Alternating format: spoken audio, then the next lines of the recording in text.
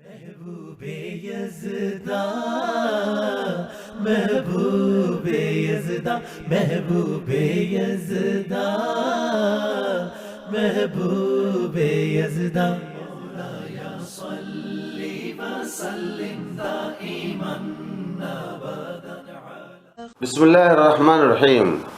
اپنی گفتگو میں آج میں حدیث کی حجیت پر باتیں کرنا چاہوں گا کہ حدیث رسول بھی حجت ہے اور احکام شرعیہ کا ماخذ ہے۔ جیسے قرآن ہے اسی طرح حدیث پاک بھی حجت ہے اور ماخذ ہے، اور اس سے بھی احکام شرعیہ کا استنباط کیا جائے گا۔ حدیث پاک کو حجت ہونا عقلاً بھی تسلیم کیا جا سکتا ہے، عقل بھی اس کو مانتی ہے۔ تو سب سے پہلے میں چاہوں گا کہ میں مختصراً حدیث کی تعریف کر دوں، حدیث کہتے کس کو ہیں، اس کے بعد پھر میں اپنے مقصود کی طرف جاؤں گا۔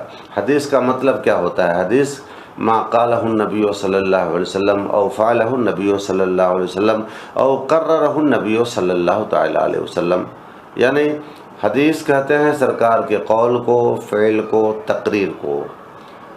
اور بھی تھوڑا آسان کر دوں، یعنی جو کچھ حضور علیہ السلام کی زبان سے نکلا، جو آپ نے فرمایا وہ حدیث، قانون اسلام۔ جو آپ نے کیا وہ بھی حدیث، وہ قانون اسلام ہے۔ یا آپ نے کہا تو نہیں زبان سے، یا کیا بھی نہیں، لیکن آپ کے سامنے کسی نے کسی کو کوئی مسئلہ بتایا زبان سے اور آپ نے سنا، سننے کے باوجود بھی آپ نے انکار نہ کیا، تو گویا کہ ایک تائید ہو گئی، تو وہ دوسرے کا قول بھی حدیث۔ یا آپ کے سامنے کسی نے کوئی کام کیا اور آپ نے دیکھا، اور دیکھنے کے باوجود بھی آپ نے اس کا رد نہ کیا، تو وہ رد نہ کرنا بھی حدیث، اس کا فعل بھی حدیث ہو گیا۔ تو صحابہ کے قول، فعل، تقریر کو بھی حدیث کہتے ہیں، اور تابعی جنہوں نے حضور علیہ السلام کے صحابہ کو دیکھا، تو ان کا قول، فعل، تقریر، یہ سب حدیث۔ تو حضور علیہ السلام کا قول، فعل، قول کا مطلب جو آپ نے باتیں کہیں، فعل کا مطلب جو آپ نے کام کیا، اور تقریر کا مطلب کہ جن کاموں کو یا جن باتوں کو آپ نے اپنی تائید دے دی، انکار نہ کیا، اعتراض نہ کیا، دوسروں نے کہا، دوسروں نے کیا، مگر آپ نے اس پر انکار نہ کیا، تو وہ بھی حدیث۔ تو قول رسول، فعل رسول، تقریر رسول، ان سب کو حدیث کہا جاتا ہے۔ اب یہ حدیث پاک کا ذخیرہ جو ہم تک آیا ہے وہ بہت ہی محتاط طریقے پر آیا ہے۔ سرکار نے جو کچھ بھی فرمایا اس کو صحابہ نے سنا، پھر صحابہ کرام نے ایک دوسرے تک پہنچایا، جہاں تک پہنچا سکا پہنچایا۔ خود حضور نے فرمایا تھا بلغوا عنی ولو آیا، میری ایک بھی بات اگر تم تک پہنچ گئی تو اس کو پہنچاؤ۔ تو صحابہ کرام صرف اپنے تک محدود نہیں رکھتے تھے، بلکہ حضور کی ہر بات کو، ہر کام کو، ہر حدیث کو دوسروں تک پہنچایا کرتے تھے، تاکہ دوسرے لوگ بھی اس کو یاد کر لیں، اور سرکار کی زبان، فیضتر زبان سے نکلے ہوئے الفاظ، آپ کی گفتگو، آپ کا فعل ضائع نہ ہونے پائے، سب لوگ یاد کر لیں، تاکہ کوئی فرق بھی نہ آنے پائے، بعد میں کوئی اس کو بدلنے بھی نہیں پائے۔ لہٰذا صحابہ کرام کا یہ طریقہ ہوتا تھا کہ جو کچھ آقا کریم صلی اللہ علیہ وسلم سے سنتے تھے یا ان کو کرتے ہوئے دیکھتے تھے، ان تمام کو اپنے سینے میں محفوظ کر لیتے تھے، اور پھر دوسروں تک اس کو منتقل کرتے تھے، پھر وہ دوسرا تیسرا تک، تیسرا چوتھا تک، اس طرح سے کثیر صحابہ کرام کے دل و دماغ تک وہ حدیث پہنچ جاتی تھی، ان کے سینوں تک وہ حدیثیں پہنچ جایا کرتی تھی۔ اس طرح سے حفاظت کا انتظام باضابطہ ہوا کہ کوئی رد و بدل نہ کرنے پائے۔ کبھی کبھی کسی صحابی کو شک ہو جاتا کہ میں نے اسی طرح سنا تھا یا کوئی فرق تھا، تو جن لوگوں کو وہ سنا چکے ہوتے ان سے جا کر کے پھر اس بات کی تصدیق کر لیتے کہ بھائی ایسا ہی میں نے سنا تھا، کیا آپ کو بھی اسی طرح یاد ہے؟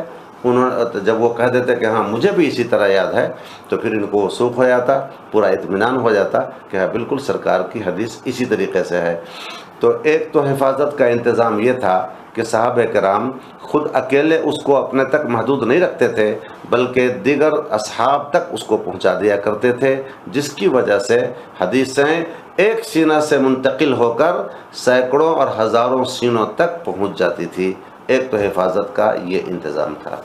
دوسری بات کیا تھی کہ صحابہ کرام کو چونکہ خود شمع رسالت آقا کریم صلی اللہ تعالی علیہ وسلم سے صحبت کا فیض ملا تھا، ان کی ہم نشینی کی برکتیں ملی تھیں، ان کی ہم نشینی کی برکتوں سے پھر یہ ان کے دماغ میں آیا اور وہ برائیاں کم کرتے تھے، نیکیاں زیادہ کرتے تھے، جس کی وجہ سے ان کا حافظہ بھی بہت زبردست، بڑا قوی، بڑا مضبوط ہوا کرتا تھا، وہ بھولتے نہیں تھے حدیثوں کو۔ ایک صحابی کا حافظہ اتنا مضبوط ہوتا تھا کہ وہ پھر اسی طرح سے حدیث کو بیان کر دیتے تھے، اور پھر انہوں نے کتنے صحابہ تک پہنچا دیا، تو سارے صحابہ کرام نے یاد کر لیا، تو ان کا جو حافظہ تھا اتنا مضبوط تھا کہ ہمارے آپ کی طرح وہ کمزور حافظہ والے نہیں تھے، نسیان کا عرضہ ان پر نہیں تھا، رات دن جھوٹ بولنے کی وجہ سے بھول کی بیماری پیدا ہوتی ہے، تو وہ چیز نہیں تھی، اور بھی گناہوں کی وجہ سے بھول کی بیماری پیدا ہو جاتی ہے، جسمانی کمزوری کی وجہ سے بھی بھول کی بیماری پیدا ہوتی ہے، تو یہ ساری یہ چیزیں اس زمانے میں نہیں تھی۔ وہ معاشیت سے الگ رہنے والے لوگ تھے، نفوس قدسیہ تھے، وہ حافظہ ویسے بھی کم ان کا مضبوط تھا، پھر سرکار کی صحبت نے مزید اس میں نکھار پیدا کر دیا تھا، گناہوں سے احتراز نے اور ان کے حافظے کو سیکل کر دیا تھا، تو وہ بھی ایک حفاظت کا انتظام تھا۔ تو اس طریقے سے حفاظت کا انتظام ہوا۔ پھر اس کے بعد تیسرا طریقہ کیا ہوا کہ باضابطہ وہ اسماء الرجال پر کام ہوا، یعنی روایت حدیث کرنے والے جو لوگ تھے ان کی زندگیوں پر بھی کام ہونا لگا، چھان بین ہونے لگ گئی، تحقیق ہونے لگ گئی کہ کن کا حافظہ کمزور ہے، یا کوئی ایسا تو نہیں اس حدیث کی روایت کرنے والے میں کہ جس نے کبھی جھوٹ بولا ہو، غلط بیان کر دیا ہو۔ اگر کسی کے بارے میں پتہ چل جاتا کہ یہ کبھی جھوٹ بولے ہیں تو ان کی وہ جس حدیث کی روایت کیے ہوتے وہ تمام حدیثیں رد کر دی جاتی تھیں، ایک کی وجہ سے رد کر دی جاتی تھی۔ تو اس طریقے سے اسماء الرجال کا باضابطہ فن ایک الگ ہوا، اور اس میں جو راویان حدیث ہوا کرتے تھے ان کی زندگیوں کی چھان بین ان کے حافظہ کے حوالے سے اور ان کی راست گوئی کے حوالے سے مکمل کسوٹی بنی، اور پھر اس کسوٹی پر جو لوگ اترے ان کی روایتیں لی گئی۔ تو اس طرح سے گویا کہ اب جو حدیثیں ہم تک آئی ہیں الحمدللہ وہ حدیثیں ہر اعتبار سے منقح ہو کر آئی ہیں، اور ناقدین کرام نے، جارحین کرام نے، جارحین حدیث نے باضابطہ طور پر حدیث کی قسمیں الگ الگ کر دیا، حدیث صحیح کر دیا، حدیث مشہور کر دیا، حدیث متواتر کر دیا، حدیث ضعیف کر دیا، حدیث حسن لذاتہ، حسن لغیرہ وغیرہ وغیرہ۔ اس طرح سے وہ راویوں کے درجے کے اعتبار سے حدیثوں کی یہ قسمیں تیار ہوئیں، اور حدیث کی قوت اور ذوف کا اندازہ راویان حدیث کے اعتبار سے لگایا جانے لگا۔ دوستان محترم، اس طرح سے یہ حدیث جو ہم تک پہنچی ہے وہ سرکار ہی کا قول، سرکار ہی کا فعل، اور جب ہم سرکار کے قول اور فعل کو حجت نہیں مانیں گے تو پھر اس طرح سے تو قرآن بھی حجت نہیں ہو پائے گا، کیونکہ قرآن بھی ڈائریکٹ جبریل امین نے ہم کو تو نہیں دیا، قرآن بھی تو ڈائریکٹ سرکار تک آیا، سرکار نے اپنے صحابہ کو دیا، زبان فیض ترجمان تو آپ ہی کی استعمال ہوئی۔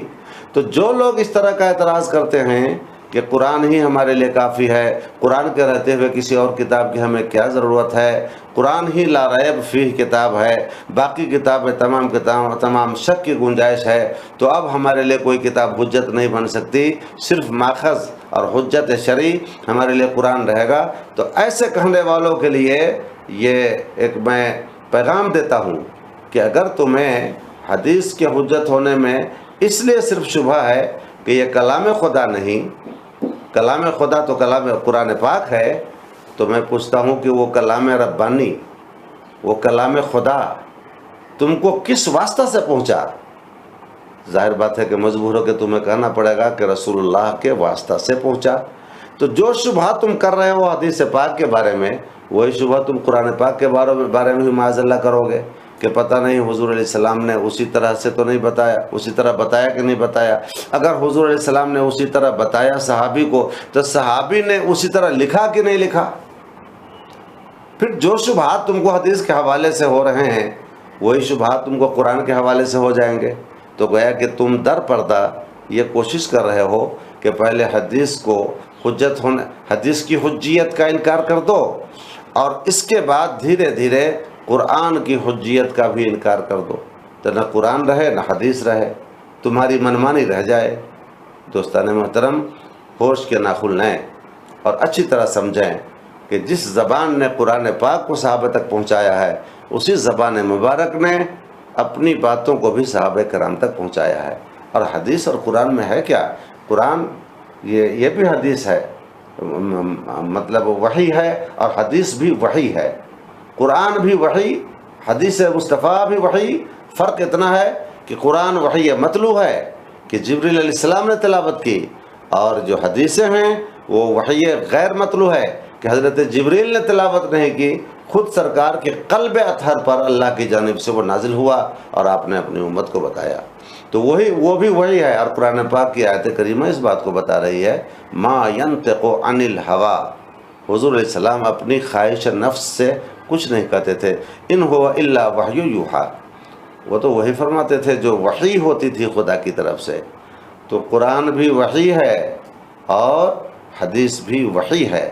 فرق اتنا ہے کہ قرآن وحی متلو ہے کہ اس کی تلاوت جبریل علیہ السلام نے کیا سرکار کی بارگاہ میں، اور حدیث جو ہے حدیث رسول وہ وحی غیر متلو ہے کہ حضرت جبریل نے تلاوت نہیں کی بلکہ ڈائریکٹ خدا نے آپ کے قلب پہ ڈالا۔ حدیث کے بغیر ہم قرآن کو سمجھ نہیں سکتے، قرآن کے معنی اور مفاہیم کو ہم سمجھ نہیں سکتے۔ آپ خود غور کریں کہ صحابہ کرام رضوان اللہ تعالی علیہم اجمعین جو کہ خود عرب تھے، عربی زبان میں قرآن نازل ہوتا تھا، لیکن پھر بھی اس کا معنی، مطلب، اس کی تفسیر، اس کی صحیح تعبیر صحابہ کرام رضوان اللہ تعالی علیہم اجمعین خود نبی کریم صلی اللہ تعالی علیہ وسلم سے سیکھا کرتے تھے، ان سے لیا کرتے تھے، اور جو معنی مطلب آقا کریم صلی اللہ علیہ وسلم بتاتے تھے اس کے مطابق صحابہ کرام اس کا معنی مطلب مفہوم سمجھا کرتے تھے۔ تو جب صحابہ کرام خود عرب ہیں، عربی زبان میں یہ قرآن نازل ہوا، اور انہیں بھی اس کا مطلب سمجھنے کے لیے ذات رسول صلی اللہ تعالی علیہ وسلم کی ضرورت ہوئی، تو پھر دنیا کی دیگر اقوام عالم کا کیا ہوگا؟ ہمارا آپ کا کیا ہوگا؟ کیا ہم بغیر رہنمائی کیے، بغیر گائیڈ کیے ہوئے ہم قرآن پاک کا معنی مطلب اس کی صحیح تفسیر سمجھ پائیں گے؟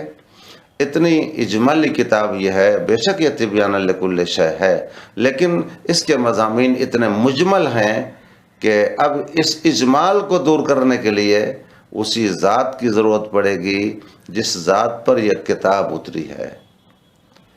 اور اس میں بھی کوئی شبہ نہیں کہ جس قدر ذات رسول صلی اللہ تعالی علیہ وسلم نے قرآن کو سمجھا اتنا کسی نے نہیں سمجھا۔ ان کی عطا سے صحابہ کرام نے سمجھا، پھر صحابہ کرام سے تابعین اعظام نے، تبع تابعین نے، پھر باقی مسلمانوں نے۔ تو ذات رسول صلی اللہ تعالی وسلم زیادہ قرآن کو سمجھنے والے اس لیے قرار پائی کہ یہ کتاب، یہ قرآن، یہ صحیفہ ہدایت، یہ شمع ہدایت انہی پر اتریا، یہ کتاب انہی پر اتری، اس لیے وہی زیادہ سمجھتے ہیں۔ اتارنے والا سمجھتا ہے، جن پر اتاری گئی وہ کتاب وہ زیادہ سمجھتے ہیں۔ تو ظاہر سی بات ہے کہ وہ زیادہ سمجھتے ہیں تو ان کی بتائی ہوئی تفسیر پر ہمیں چلنا پڑے گا۔ تو جو وہ بتائیں گے اپنے زبان سے وہ حدیث بنے گی، جو اس کا معنی مفہوم بتائیں گے آقا کریم صلی اللہ علیہ وسلم وہ حدیث بنے گی۔ تو پھر حدیث کی ضرورت کیسے نہیں ہو سکتی ہے؟ اچھا، اس کے علاوہ خود قرآن پاک کے اندر آپ دیکھیں کہ کئی آیات کریمہ ایسی ہیں جن آیت کریمہ سے صراحتاً دلالت ہوتی ہے، اس بات کی طرف رہنمائی ہوتی ہے کہ تمہیں حدیث رسول لینا ہی پڑے گا۔ جس چنانچہ اللہ تعالیٰ کا ارشاد پاک ہے، اطیعوا اللہ و اطیعوا الرسول، اللہ کی اطاعت کرو اور رسول اللہ کی اطاعت کرو۔ اللہ کی اطاعت کے احکام میں جو احکام قرآن عظیم کے اندر صراحتاً آ گئے ہیں، تو ان احکام کی اطاعت تو ٹھیک ہے، اللہ کی اطاعت ہو جائے گی، لیکن جو احکام صراحتاً نہیں آئے تو پھر ان احکام کے بارے میں آقا کریم صلی اللہ علیہ وسلم بتائیں گے۔ ان کی باتوں کو ماننا بھی گویا کہ اللہ کی باتوں کا ماننا کہلائے گا۔ تو اطاعت رسول کو بھی قرآن پاک نے واجب قرار دیا، فرض قرار دیا۔ تو اطاعت رسول کیسے ہوگی؟ ان کے قول میں، ان کے فعل میں، ان کے حکم میں، ان کے نوامر میں۔ جو وہ حکم دیں گے اس پر عمل کرنا ہوگا، جن باتوں سے وہ منع کریں گے ان سے رک جانا پڑے گا، جن باتوں کے کرنے کا حکم کہیں گے وہ کرنا ہوگا، جن باتوں سے رکنے کا حکم کریں گے رکنا ہوگا۔ اور قرآن پاک نے خود ہی فرمایا، ما اتاکم الرسول فخذوہ، جو تم کو رسول دیں وہ لے لو، وما نہاکم عنہ فانتہوا، اور جن سے وہ روک دیں رک جاؤ۔ تو ظاہر بات ہے کہ اوامر و نواہی جو آقا کریم صلی اللہ تعالیٰ علیہ وسلم کی طرف سے ہمیں ملیں گے، ان کے مطابق ہمیں چلنے کا نام اطاعت رسول ہوگا، اور وہی اطاعت خدا ہے۔ تو کیسے یہ تصور کیا جا سکتا ہے کہ اسلام کی کوئی شبیہ کھڑی بھی ہو سکتی ہے پیغمبر اسلام صلی اللہ تعالیٰ علیہ وسلم کی اطاعت کے بغیر؟ اور ان کی اطاعت کیا ہے؟ ان کے قول و فعل تقریر میں ان کی تائید کرنا، ان کی متابعت کرنا۔ تو انہی کے قول فعل تقریر کو تو حدیث کہتے ہیں۔ آگے بڑھتے ہیں، ما اتاکم رسول فخذوہ وما نہاکم عنہ فانتہوا، یہ میں نے پڑھ دیا ابھی۔ اس کے بعد اور آگے بڑھتے ہیں، قل ان کنتم تحبون اللہ فاتبعونی یحببکم اللہ، اے لوگو، اے محبوب آپ فرما دیجئے کہ اگر تم لوگ اللہ تبارک و تعالیٰ سے محبت کرنا چاہتے ہو تو تم میری اتباع کرو، اللہ تم سے محبت فرمائے گا۔ اب اتباع رسول کو فرض قرار دیا قرآن پاک نے، اور اتباع رسول کیسے ادا ہو سکے گی؟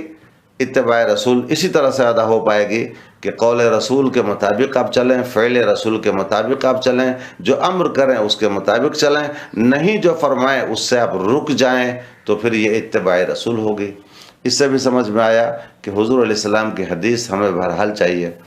آگے بڑھتے ہیں، لقد کان لکم فی رسول اللہ اسوۃ حسنہ، یقیناً تمہارے لیے رسول اللہ صلی اللہ علیہ وسلم کی ذات میں بہترین نمونہ عمل ہے۔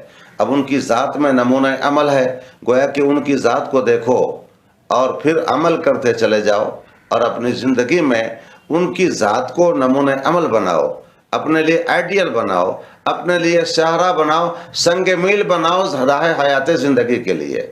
تو اب یہ کیسے ہوگا کہ ان کے ارشادات پہ چلو، ان کے فرمودات پہ چلو، ان کے کرنے کی طرح کرو، جن باتوں سے روک دیں رک جاؤ۔ تو یہی تو ان کے ارشادات جو ہوں گے، ان کے جو افعال ہوں گے، انہی کا نام تو حدیث ہے۔ حدیث کہتے کس کو ہیں؟ قول رسول کو، فعل رسول کو، تقریر رسول کو۔ اس طریقے سے قول صحابہ، فعل صحابہ، تقریر صحابہ، اور اسی طریقے سے قول تابعی، فعل تابعی اور تقریر تابعی، ان چیزوں کا نام تو حدیث ہے۔ تو قرآن عظیم کی آیت کریمہ پکار کر کہہ رہی ہیں کہ ہمیں حدیث کی بہرحال ضرورت ہے، اور حدیث مصطفیٰ یقیناً حجت شرعی ہے ہمارے لیے۔ آگے بڑھتے ہیں، اللہ تبارک و تعالیٰ ارشاد فرماتا ہے، وَأَنزَلْنَا إِلَيْكَ الذِّكْرَ لِتُبَيِّنَ لِلنَّاسِ مَا نُزِّلَ إِلَيْهِمْ، ہم نے آپ کی طرف ذکر یعنی قرآن نازل فرمایا تاکہ آپ لوگوں کو بیان کریں کہ ان کی طرف کیا احکام نازل کیے گئے ہیں۔ ظاہر بات ہے اگر اہل عرب خود ہی سمجھ جاتے کہ اللہ نے ہم پر کیا حکم نافذ احکام نازل فرمائے ہیں، تو اللہ اپنے محبوب کو نہیں فرماتا کہ آپ بیان فرمائیں کہ ان پر کیا احکام نازل ہوئے ہیں۔ یہ حکم نہیں دیا جاتا۔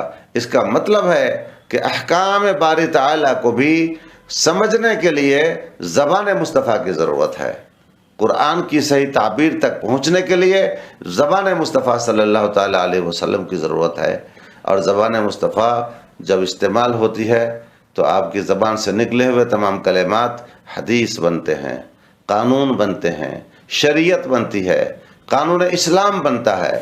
ما ینطق عن الہوا، وہ اپنی خواہش نفس سے کچھ نہیں بولتے، بلکہ وہ وہی بولتے ہیں جس کے بولنے کی اجازت ہوتی ہے رب تعالیٰ کی جانب سے۔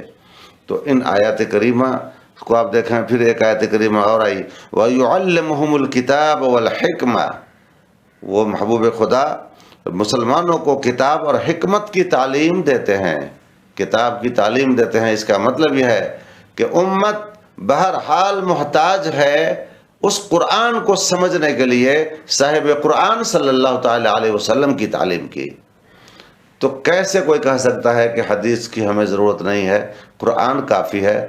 قرآن شریف میں نماز کا حکم تو آیا ہے، اقیموا الصلاۃ، لیکن کوئی صاحب جو صاحب قرآن اپنے آپ کو کہلانا چاہتے ہیں، جو کہتے ہیں کہ حدیث کی ہمیں حاجت نہیں ہے، تو ایسے لوگوں میں سے کوئی ایک صحابی ایسے کھڑے ہو جائیں جو صرف قرآن سے نماز کی وہ تمام طریقے نکال کر کے دکھا دے جو طریقے ہم ابھی نماز میں استعمال کرتے ہیں۔ نماز پڑھنے کا جو طریقہ ہے، ہاتھ باندھنے کا، قیام کرنے کا، قومہ کا، رکوع کا، سجود کا، اور تشہد میں بیٹھنے کا، اور پھر اتنی رکعتیں فلاں ٹائم میں، اتنی رکعتیں فلاں ٹائم میں، یہ ساری تفصیلی کیفیت کوئی صاحب قرآن سے نکال کے دے دیں، ظاہر بات ہے ان کی نانی یاد آ جائے گی، یہ قرآن سے نہیں نکال پائیں گے۔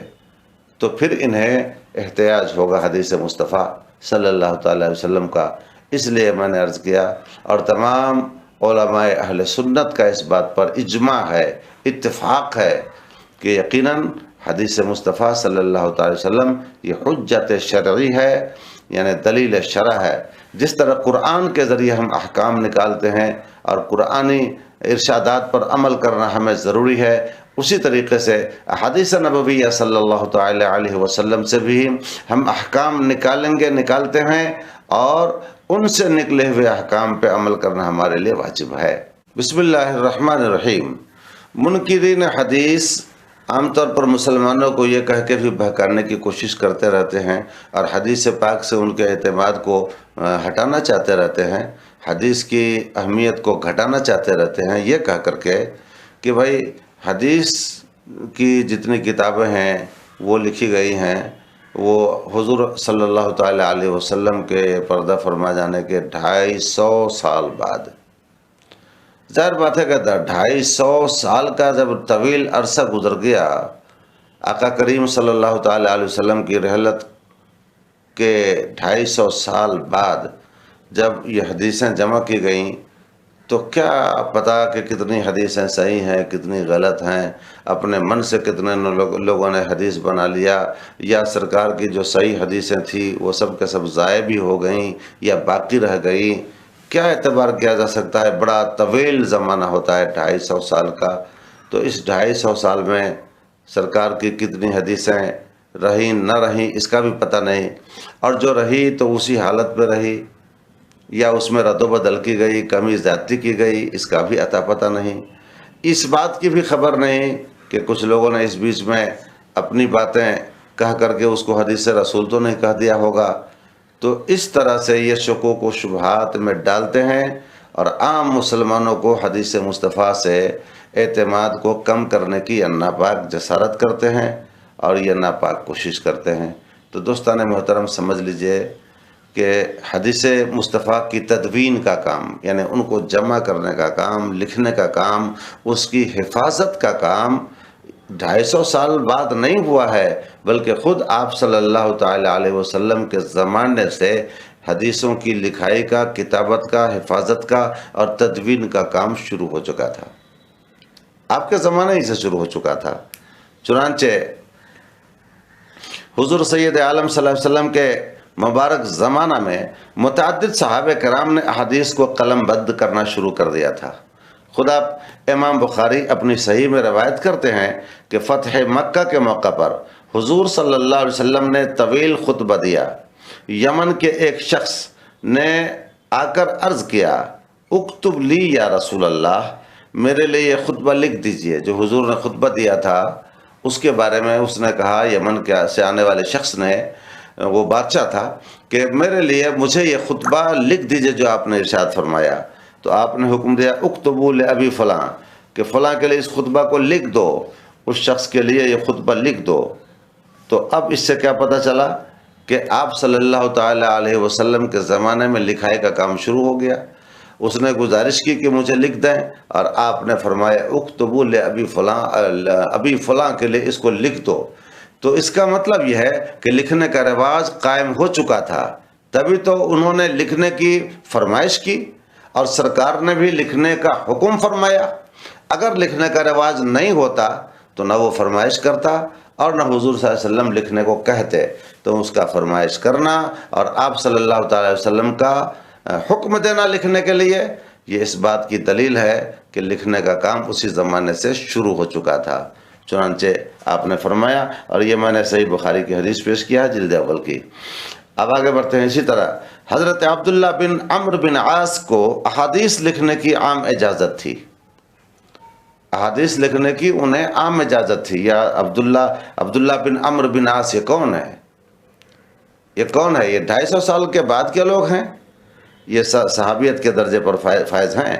انہی سے روایت ہے عن عبداللہ بن عمرو قال كنت اكتب كل شيء اسمعه من رسول اللہ صلی اللہ تعالی علیہ وسلم.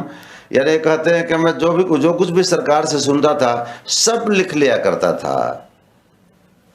اريد حفظه، میں اس کی حفاظت کا یہ ارادہ کرتا تھا اس لکھنے سے کہ جتنی باتیں سرکار فرماتے ہیں ان تمام کو میں لکھ لیا کرتا تھا. جو بھی بولیں لکھ لیتا، جب بھی بولیں لکھ لیتا، جہاں بھی بولیں میں لکھ لیا کرتا تھا. اور میرا مقصد اس لکھنے سے یہی تھا کہ سرکار کی ہر بات کی حفاظت ہو جائے، محفوظ ہو جائے. تو کچھ لوگوں نے مجھے روکا اور بولے تکتب کل شیء تسمعہ، کیا تم وہ تمام چیزیں لکھو گے جس کو رسول اللہ صلی اللہ علیہ وسلم بولتے ہیں؟ وَرَسُولُ اللَّهِ صلی اللہ علیہ وسلم بشر یتکلم فی الغضب والرضا. حالانکہ آقا کریم صلی اللہ تعالی علیہ وسلم تو انسان ہیں، کبھی وہ حالت غضب میں ہوتے ہیں اور کبھی حالت رضا خوشی میں ہوتے ہیں. اور ظاہر بات ہے کہ حالت غضب میں آدمی کبھی کچھ بولتا ہے تو وہ ایسی چیزیں بول جاتا ہے کہ جس کو بولنا مناسب نہیں ہوتا، یا جس کو محفوظ رکھنا مناسب نہیں ہوتا. ہاں رضا اور خوشی کے عالم میں کچھ بولے تو ایک الگ بات ہے. تو کبھی انسان کے اوپر رضا کی کیفیت ہوتی ہے، کبھی غضب کی کیفیت ہوتی ہے. تو اب جو وہ بولتے ہیں وہ ساری باتیں تم لکھ ڈالتے ہو. تو اس بات سے صحابہ کرام نے ان کو منع کیا، کہا کہ فَأَمْسَكْتُ عَنِ الْكِتَابَةِ. تو وہ کہتے ہیں عبداللہ بن عمرو بن عباس کہ میں رک گیا لکھنے سے، ان لوگوں کے منع کرنے سے، صحابہ کے منع کرنے سے میں رک گیا. فَذَكَرْتُ ذَلِكَ إِلَىٰ رَسُولِ اللَّهِ صلی اللہ علیہ وسلم. میں نے اس واقعہ کو اللہ کے نبی صلی اللہ علیہ وسلم کی خدمت میں عرض کیا، ان سے بیان کیا. فَأَوْمَأَ بِإِصْبَعِهِ إِلَىٰ فِيهِ.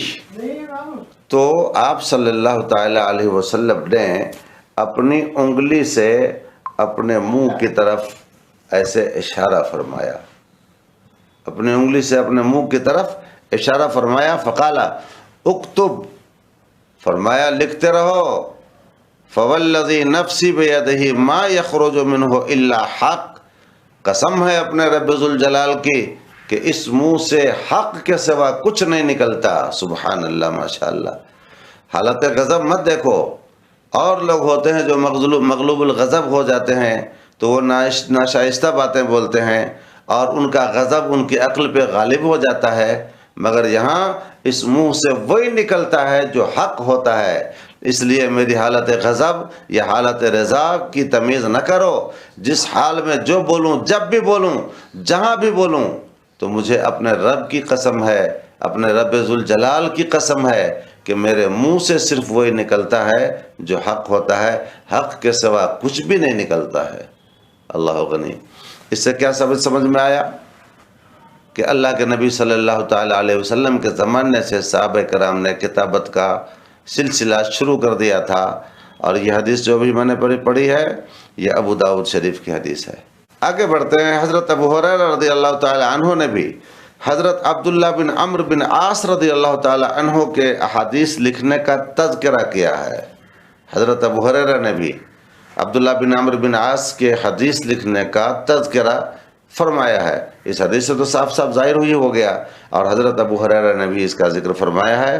چنانچہ وہ فرماتے ہیں ما من اصحاب النبی صلی اللہ علیہ وسلم احد اکثر حدیثا عنہ منی الا ما کان من عبداللہ بن عمرو فانہ کان یکتب ولا اکتب، یعنی حضرت ابو ہریرہ کہتے ہیں صحابہ میں مجھ سے زیادہ کسی کے پاس حضور علیہ السلام کی احادیث محفوظ نہ تھیں۔ صحابہ میں سے کسی کے پاس میرے علاوہ مجھ سے زیادہ حدیث پاک محفوظ نہ تھیں سوا عبداللہ بن عمرو کے، سوائے عبداللہ بن عمرو کے۔ کیوں؟ کیونکہ وہ احادیث لکھتے تھے اور میں نہیں لکھتا تھا۔ کیا سمجھ میں آیا؟ یہ حدیث بخاری شریف کی ہے۔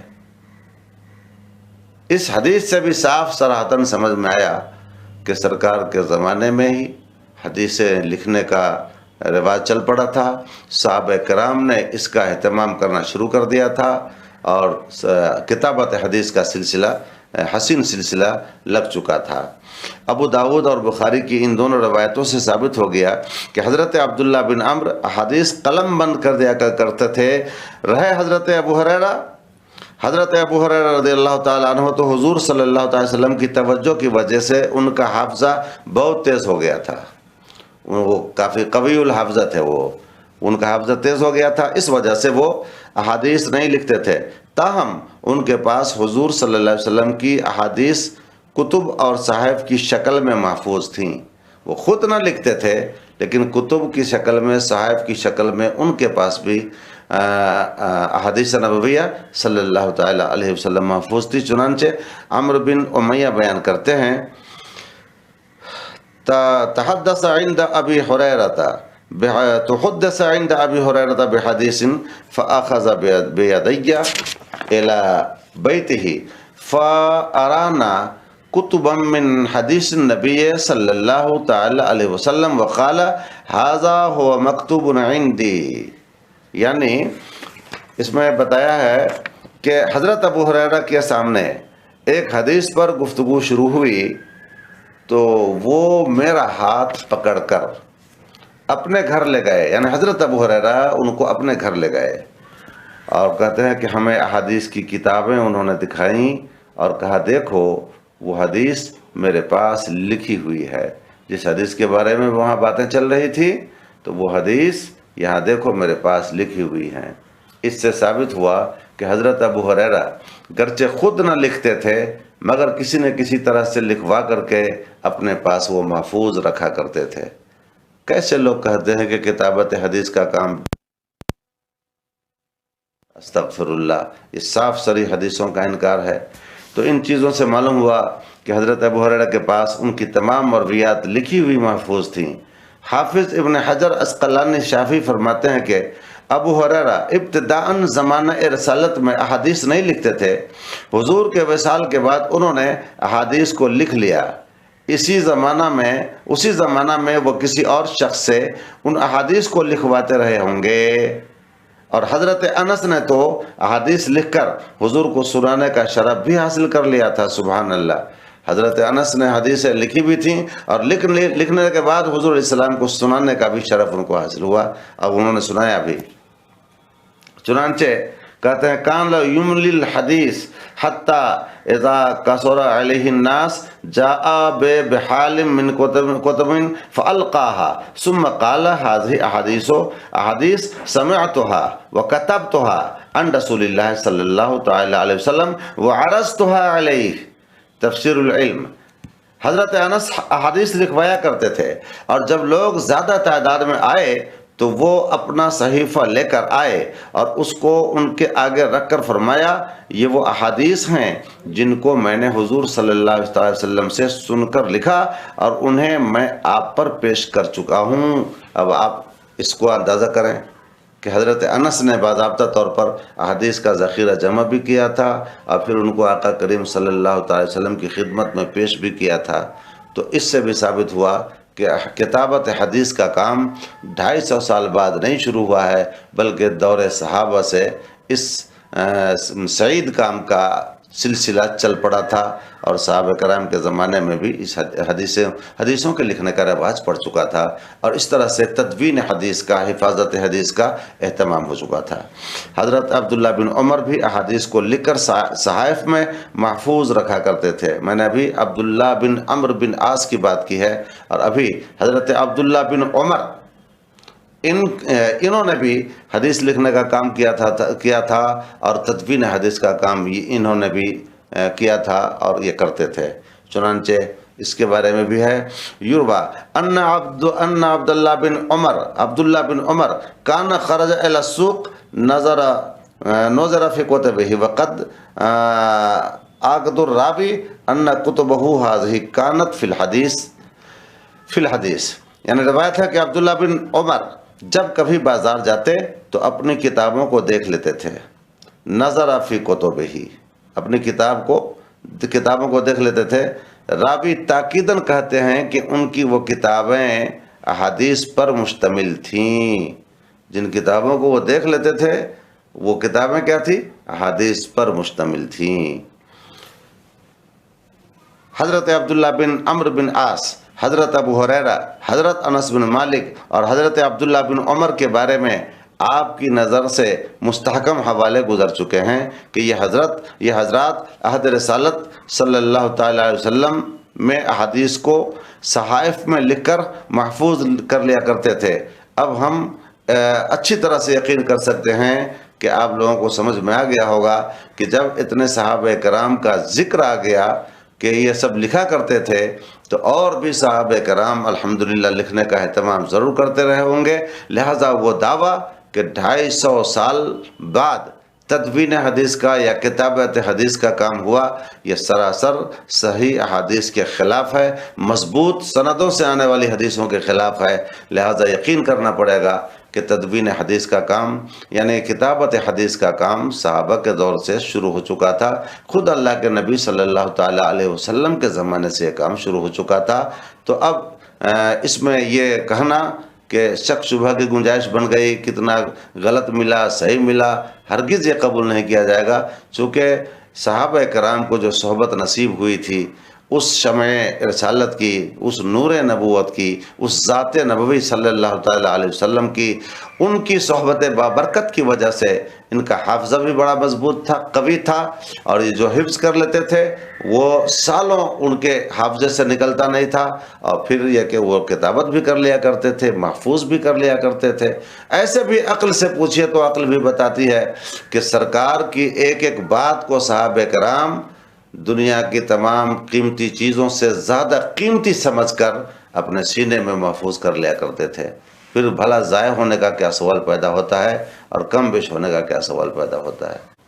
اب میں ایک اور حدیث ایسی پیش کرتا ہوں جس سے بھی اچھی طرح آفتاب نیمروز کی طرح ظاہر ہو جائے گا کہ کتابت حدیث کا کام آپ صلی اللہ تعالیٰ علیہ وسلم کے دور میں ہو چکا تھا۔ صحابہ کرام باضابطہ اس کا اہتمام فرماتے تھے اور آپ کی ایک ایک بات کو محفوظ کر لیا کرتے تھے، اور اس لیے بھی کہ آج ہم سمجھتے ہیں نا کہ سرکار کی باتیں صحابہ نے کیسے ساری کے ساری لکھ لی ہوں گی، محفوظ کر لیا ہوگا، ایک ذہن پہ کچھ عجوبہ سا لگتا ہے، لیکن آپ اس کو یوں سمجھیے، ابھی جو لوگ میدان سیاست میں رہتے ہیں ان لوگوں سے پوچھئے کہ پردھان منتری جو کچھ بولتا ہے اس کی بولی کا کتنا وزن ہوتا ہے، جب وہ بھاشن کے لیے کہیں جائے تو اس کے ایک ایک جملے کو لوگ کس طرح سے ریکارڈ کرتے ہیں، محفوظ کرتے ہیں، اس کو پھر موقع آنے پر سند بناتے ہیں، دلیلیں بناتے ہیں۔ ایک سیاسی انسان اپنے لیڈر کی بات کو اس قدر حفاظت کرے اور اس کو محفوظ کر کے رکھے، 2 سال 4 سال 6 سال 10 سال کے بعد بھی اس کے قول کو وہ سند میں کسی بات کے لیے پیش کر سکے، تو آپ سوچ سکتے ہیں جو صحابہ کرام آقا کریم صلی اللہ تعالیٰ علیہ وسلم سے اتنی محبت فرماتے تھے، اور یہ نیتاؤں کی محبت تو عارضی ہوتی ہے، صرف جب تک وہ عہدے پر ہے تب تک کے لیے ہوتی ہے، لیکن صحابہ کرام کی محبتیں تو آقا کریم صلی اللہ علیہ وسلم سے جان سے بھی زیادہ ہوتی تھی، جہان سے بھی زیادہ ہوتی تھی، بلکہ دنیا کے تمام رشتوں سے زیادہ محبت ہوتی تھی آقا کریم صلی اللہ علیہ وسلم سے۔ تو ان کی بولی کا کتنا احترام صحابہ کرام نے کیا ہوگا اور کس قدر اہتمام کیا ہوگا آپ کی بولیوں کی حفاظت کا، آپ خود بھی اپنے دماغ سے لگائیں اور عقل سے آپ سوچیں تو آپ کی عقل، آپ کا دماغ خود فیصلہ کر دے گا کہ یقیناً صحابہ کرام نے سرکار کی ایک ایک باتوں کو سینے میں محفوظ بھی کیا ہوگا اور ان کی حفاظت کے لیے ضرور اہتمام بھی وہ کرتے تھے۔ تو یہ صراحتاً حدیثیں بھی بتائی ہیں، چند حدیثیں میں نے پیش کیا، حضرت انس کی، حضرت عبداللہ بن عمرو بن عاص کی، حضرت عبداللہ بن عمر کی، اور اس طریقے سے ایک اور صحابی کی۔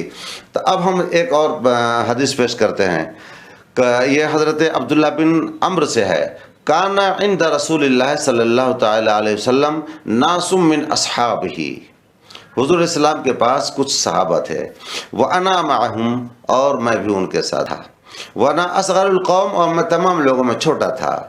فقال نبی صلی اللہ علیہ وسلم، تو نبی کریم صلی اللہ علیہ وسلم نے فرمایا، من کذب علی متعمدا فلیتبوأ مقعدہ من النار، جو شخص میری طرف جھوٹ منسوب کرے جان بوجھ کر، وہ اپنا ٹھکانہ جہنم میں بنا لے۔ فلما خرج القوم، تو جب لوگ وہاں سے سرکار کی محفل سے نکلے تو قلتو، میں نے کہا، کیف تحدثون عن رسول اللہ صلی اللہ تعالی علیہ وسلم وقد سمعتم ما قال، کہ کیسے آپ لوگ سرکار سے حدیثیں بیان کرتے ہیں اور سرکار نے جو فرمایا وہ آپ لوگوں نے سنا، کتنی شدید وعید آپ نے فرمائی ہے۔ وَأَنْتُمْ تَنْحَكِمُونَ فِي الْحَدِيثِ، اور آپ لوگ بڑے منہمک رہتے ہیں حدیث بیان کرنے میں، حدیث لینے میں، دینے میں، بیان کرنے میں، تو کیا پتہ کہیں پر غلط ہو جائے اور جو سرکار نے فرمایا نہیں ہو وہ آپ بیان کر دیں، جو سرکار کی بات نہ ہو وہ آپ ان کی بات کہہ کر کے منسوب کر دیں، چاہے دھوکے سے صحیح یا جیسے بھی، تو پھر کیسے آپ لوگ حدیث میں اتنا انہماک رکھتے ہیں؟ تو اس پر وہ صحابہ کرام فضحکو، تو وہ سب ہنسے، وقالو یا ابن اخینا، اے بھتیجا، ان کل ما سمعنا منہ عندنا فی کتاب، جو کچھ بھی ہم نے آپ صلی اللہ تعالی علیہ وسلم سے سنا ہے وہ سب کتاب میں ہے، یعنی سب لکھا ہوا ہے، سب محفوظ ہے، اس میں نہ کمی ہو سکتی ہے اور نہ ہی زیادتی ہو سکتی ہے، نہ وہ ضائع ہو سکتی ہے۔ اس لیے تم یہ خدشہ ظاہر مت کرو کہ ہم آپ کی وعید میں شامل ہو جائیں گے، بلکہ ہم تو حفاظت کا انتظام کر رکھے ہیں کہ ساری حدیثوں کو لکھ لیا کرتے ہیں، اس کی وہ کتابی شکل دے دیا کرتے ہیں۔ اس سے اندازہ فرمائیے کہ صحابہ کرام، اور پھر ایسے بھی صحابہ کرام بھلا کیسے حضور کی ایک ایک بات کو ضائع ہونے دے سکتے تھے؟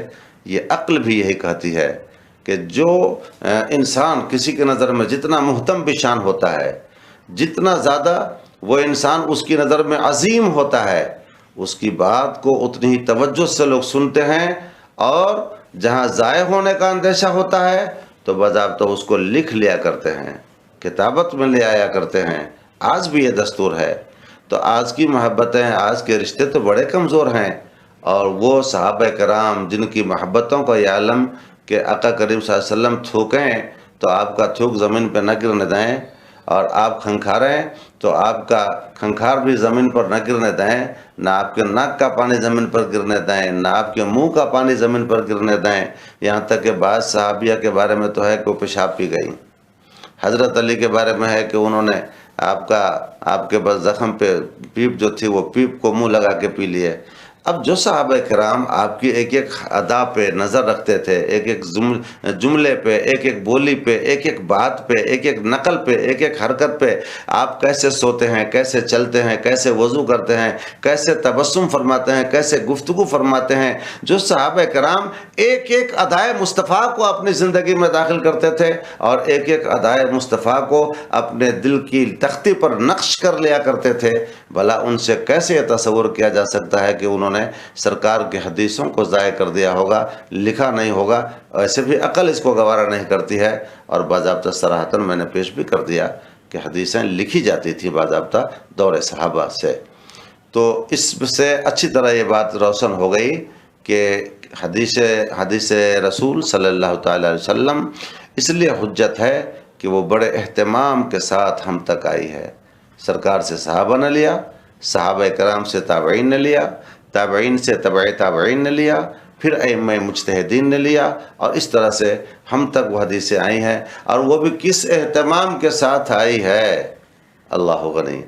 بعد میں چل کر کے اسماء الرجال کا ایک فن قائم ہو گیا باضابطہ، کہ اس حدیث کی روایت کرنے والے جتنے لوگ ہیں، 3 4 5 6 7 جو بھی ہیں، یعنی جس کو سند کہتے ہیں، تو اس حدیث کی روایت کرنے والے جتنے افراد ہیں ان تمام افراد کی انفرادی زندگی پر بھی کام ہونا شروع ہوا. اور دیکھا گیا کہ ان میں سے کوئی راوی ایسا تو نہیں کہ جس کا حافظہ کمزور تھا، ایسا تو نہیں کہ جس نے کبھی جھوٹ بھی ملا دیا ہو، یعنی بے داغ بے عیب ہونا چاہیے راویوں کو. اس طرح سے باضابطہ اس کے لیے باضابطہ جرح و تعدیل کا ایک فن قائم ہوا، اور اس میں تمام راویوں کی زندگی پر بحثیں ہوئیں، اور جن راویوں کی زندگی بے داغ تھی اور بے عیب تھی انہی کی روایت کو لی گئی. یہ بھی بڑا ایک عظیم فن ہے جس کا باضابطہ اہتمام کیا گیا، اور اس طرح سے محفوظ طریقے پر احادیث نبویہ صلی اللہ تعالی علیہ وسلم کا وہ قیمتی ذخیرہ ہم تک آیا ہوا ہے. لہذا کوئی طرح سے شبہ نہیں کیا جا سکتا کہ حدیث رسول حجت نہیں ہے. یقیناً حدیث رسول حجت شرعی ہے. شہکار محمد ساری اعلیٰ قدروں کا